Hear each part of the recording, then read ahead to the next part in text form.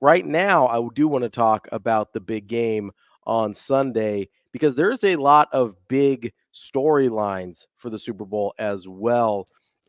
Besides, obviously, a championship on the line. We talked. I asked this question of Rohan yesterday, our Niners Nation guy, that I asked him kind of who this meant more to legacy wise in terms of Kyle Shanahan or Brock Purdy. But there's another side to that question too, because Patrick Mahomes is kind of goat chasing right now, right? He's sort of in early LeBron career mode here in terms of trying to chase down some goats. Andy Reid's legacy starts to get really interesting if you have 3 Super Bowls.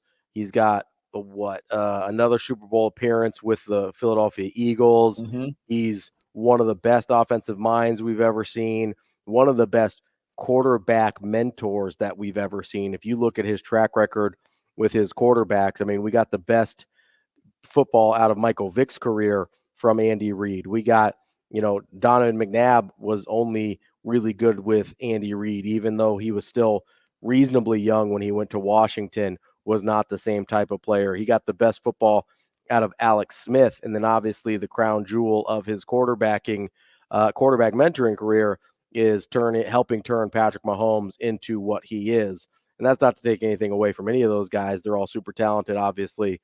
But we've seen, and we talked about it yesterday, being super talented doesn't get the job done. Like, there's a lot of other things that go on, circumstance, coaching, a lot of things go into that. Andy Reid has a really good track record of getting the best out of his quarterbacks. So what is, and one of the questions that got asked of Andy Reid yesterday in kind of press availability was if he's thinking about retirement. And his answer was a little ambiguous. I mean, he talked about how his parents always told him, like, when you know, you'll know, and how he's like, today is not that day. It's like, yeah, today might not be, but Monday might be.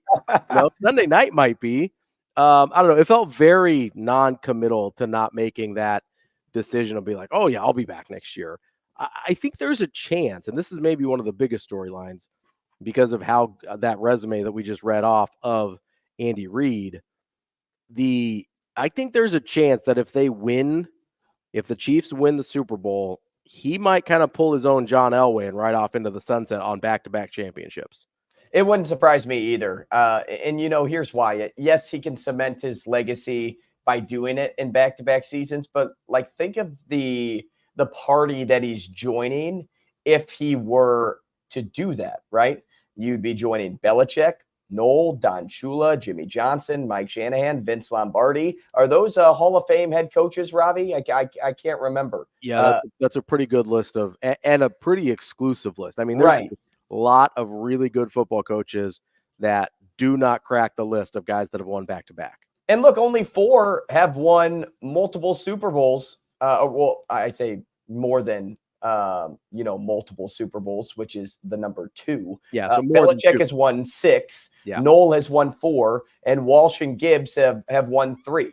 And so Andy Reid could be joining that list as well and put himself in such a prestigious group that, kind of makes a lot of sense to say, you know what, I'm going to put on my Hawaiian t-shirts and instead of, joking around in press conferences in Kansas City, I may be popping in on interviews on big time ESPN shows or Hurrdat Sports Radio from Florida in my retirement home, wearing my Hawaiian Chiefs shirt and eating one of the best burgers in town, because that's what Andy Reid likes to do. I mean, he's a fun loving grandpa, right? Mm-hmm. That is just a really smart football coach. And at some point, you have to decide, are you going to ride off into the sunset, like you said, a winner, or are you going to test your luck and possibly get caught being in a spot too long? Well, and that's kind of the interesting thing about the situation with the Chiefs, right, is it's only going to continue to get harder because of how much money Patrick Mahomes makes, because it's a salary cap sport, because of, they've already had to let guys like Tyreek Hill go. They have already, you're staring down the barrel of of Travis Kelce retiring as well, probably sooner rather than later. Not saying it's going to be this year, but Travis Kelce isn't going to play a ton longer. And even if he tries to hold on a while, he's not going to continue to be Travis Kelce. You're not going to be able to run the entire offense through him, basically. Is Isaiah Pacheco real in terms of somebody you can build an offense around? I don't, He looks like it right now. he looks like a really nice piece.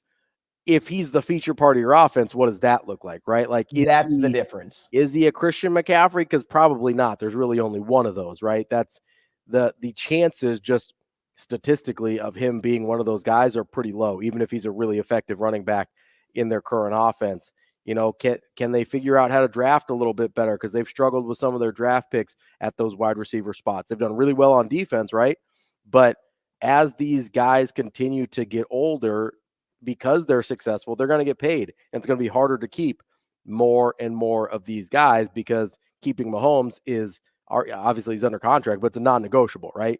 Like, so it's the rest of the guys that you have to figure out around. And it continues, that's part of the reason we don't see a ton of back-to-back championships. That's part of the reason we don't see extended runs of success, right? Like, we thought the Seattle Seahawks, when they made back-to-back Super Bowls, and Russ Wilson's not making any money yet, and so they're able to build their team.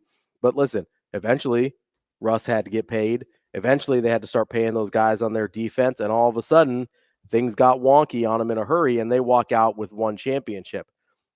Chiefs already have them beat there with getting two. If they win on Sunday, obviously they get their third, but man, it gets really dicey in a hurry in a salary cap sport to keep things together and try and sort of rebuild on the fly. They've done a pretty good job of it this year because this team is way different looking than the one in 2019, 2020 that won the Super Bowl against the 49ers team. But man, it'd be really, really easy to see Andy Reid saying, you know what, I've done what I set out to do. 3 Super Bowls in back to back. That's a very exclusive group for me because college or football coaches kind of land in 2 categories for me. You've got the guys that seem like lifers, your Belichick's that's like, I don't know what else I'm going to do with my life. And you've got the guys that's like, oh, they seem like they have a real life outside of this. Andy Reid seems like a real life guy. Right. Right. And maybe he is, maybe like you obviously have to be obsessive to have that type of success anyway. But he seems like a guy that does enjoy things outside of football. And maybe it's not fair. Maybe it's just the personality of Bill Belichick makes it seem like he doesn't really enjoy anything. But he doesn't seem like a guy that's going to coach himself into the ground. That just doesn't seem like the vibe I get from Andy Reid. If they go back to back here, I think Kansas City should be a little bit worried that he might call it a day. I think it's easier to be that type of guy too, though, when you have a guy like Patrick Mahomes. Oh, for sure. You don't have to worry about what's going to happen next season from a quarterback standpoint, because every single year you're like, yeah, I got the best one in the league. So all I have to do is maybe be 1% better in my play calling to make it a little bit more unique for Mahomes and a little different for opposing defenses. But I think you brought up something way early on in this conversation to open up the hour about legacies that I wanted to expand upon. Yeah. Because you mentioned Brock Purdy's validation and Kyle Shanahan's hope to seal the deal. Those are kind of the 2 big ones. Purdy's validation is pretty self-explanatory. And then Shanahan's too, you look at his Super Bowl collapses in his career and think, oh man, if he can't get over the hump now, how do we identify Shanahan going forward? It's going to start to be a thing. Like, if he doesn't win this one, it's going to start to be a thing of can't win the big one, can't get over the hump. It's like, great coach, but can't really get it done. He's going to turn into kind of Marv Levy with the Bills. That's kind of the danger for Shanahan here. I think there's 2 more players, though, okay, that can get added to this legacy list, whose legacy is on the line. The first one is Christian McCaffrey. And you mentioned him when you were bringing up Pacheco there, because McCaffrey is trying to join his father in the Super Bowl victor club. And if McCaffrey gets a Super Bowl victory, he's in discussion of best running backs of this generation, if not, all time, based on what he's been able to do. He's a 3-time Pro Bowler. He's 2-time All-Pro. and he's among the league's active leaders in all-purpose yards with 10,728. That trails Zeke and Derrick Henry, but a Super Bowl ring has eluded both of those guys. So if McCaffrey can get that, that's why I really believe he's the best running back of this generation. And he would be able to solidify that if the 49ers can get that done on Sunday. The other player, Trent Williams. If you think about Trent Williams, what does he have, or what does he not have? The only thing he doesn't have is a Super Bowl ring. He's praised as one of the best left tackles in the game, and that's well-deserved. I mean, he has Pro Bowl honors in 11 of 13 seasons, first-team All-Pro selections in each of the last 3 seasons. The Lombardi Trophy is the only thing missing for this future Hall of Famer. A win would give him that final accolade. And then what do we like to call those careers? We like to call them storied careers. And the ultimate ending to somebody's story is hoisting the Lombardi Trophy at the end of the season. Those two guys, I think, are keep an eye on guys this Sunday because, you know, their legacies are already built. But in terms of making them the best of their position, this trophy, this Super Bowl could be what they've been just missing over the course of their career. You know, it's interesting you bring up those two guys because we don't a lot of times think of non-quarterbacks when we're talking about legacy, right? That's not something that we do a ton. But Christian McCaffrey especially kind of sticks out to me because, I mean, Trent Williams, you know, I think his legacy is pretty set. This is, to me, you know, maybe the difference between one of the best tackles of all time and maybe some people claim that he gets a Super Bowl. We see how dominant he's been this year. You know, we see how bad San Francisco was without him during that few game stretch where they actually lost a couple of games this year. And you go, okay, maybe he's the best tackle of all time. Like maybe he's the best that we've ever seen in terms of what he's done. So that to me it's kind of a resume builder, but McCaffrey's interesting because you could almost make the argument because of how much better this team got when Christian McCaffrey came over last season. You know, I think you can legitimately make an argument that he's the most valuable player on this team. I also think you could make the argument that he's the most valuable player in the league. Ravi. I know Lamar Jackson's probably going to win it, but if you look at what this team is with and without Christian McCaffrey, you can make a pretty easy argument that Christian McCaffrey is the most valuable player to this team. And you would kind of, I mean, listen, you're always going to look at, hey, if we don't have a quarterback, we don't have a shot, right? If we don't have a quarterback, we're not winning a championship. But a guy like Christian McCaffrey can maybe change the type of quarterback you need, right? Because you've got a Lamar Jackson in Baltimore who does everything. And I mean everything for that team offensively. And we saw in the AFC Championship, when part of that game isn't quite on point, they have a real hard time moving the ball, putting up points, doing the things you need to do to win ball games.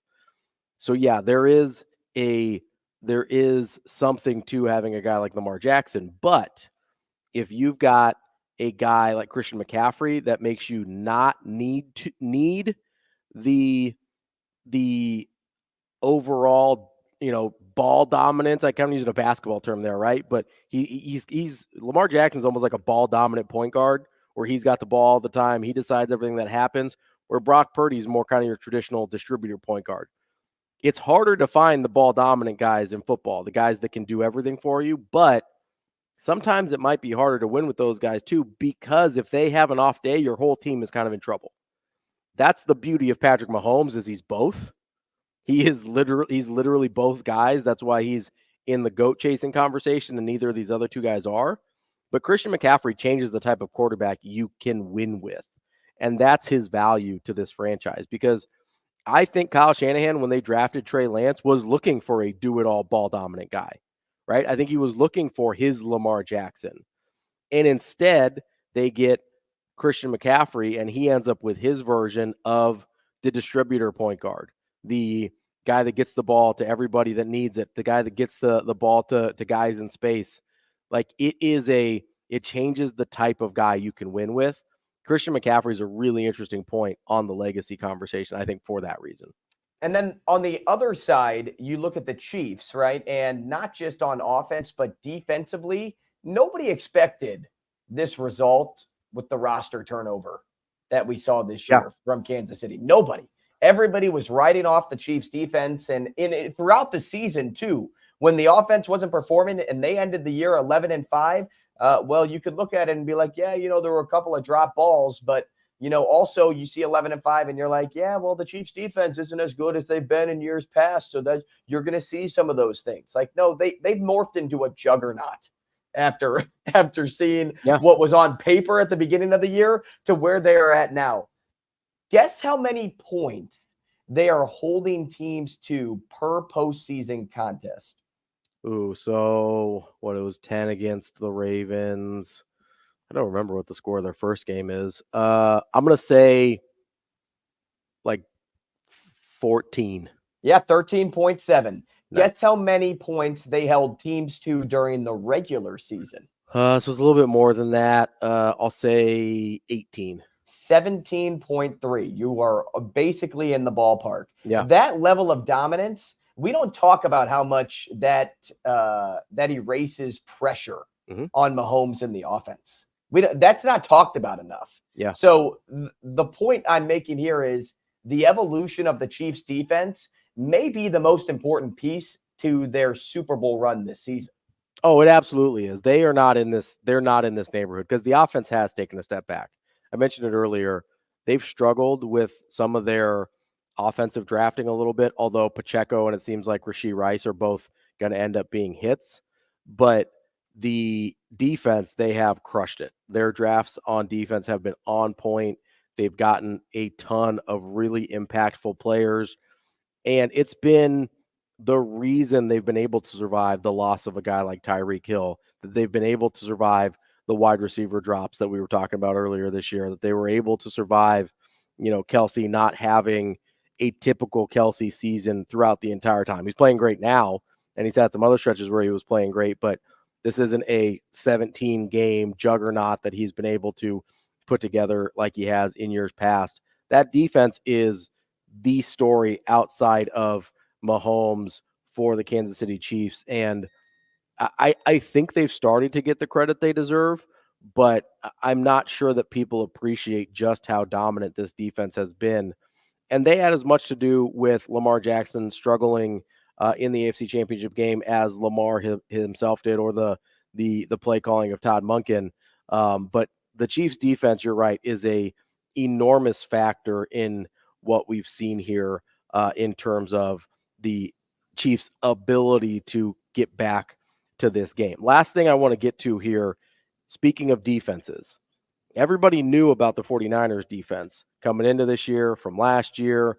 Obviously, they had DeMeco Ryans last year. He leaves to go be the Texans head coach. They bring in Wilkes, who was the interim in Carolina, and they were good for a lot of the year. They've got all the pieces you could possibly want. They've got the rushers, they've got the linebackers, they've got the back end. They haven't played very well in the playoffs.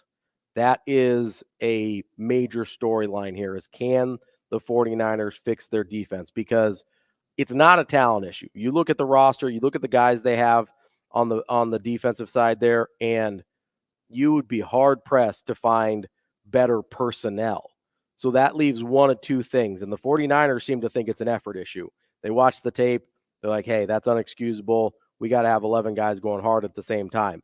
There's also a possibility that it's a schematic issue, that it's a technical issue, right? And I think they're hoping it's not that, because that's a little bit harder to fix.